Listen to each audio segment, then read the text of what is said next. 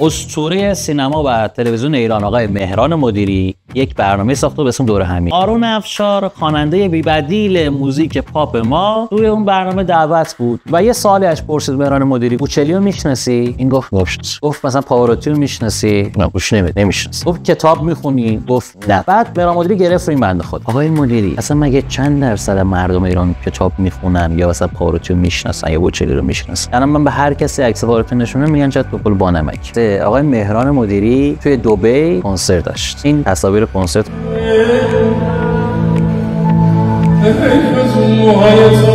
این اجرای آقای مدیری بود. از اون طرف پسرش فرهاد مدیری به کانادا کنسرت داشت. بریم کنسرت فرهاد مدیری رو هم ببینیم. بین این دوتا رقابتی شده بود که کی از همه قشنگ‌تره، نه کی از همه بدتر میخونه.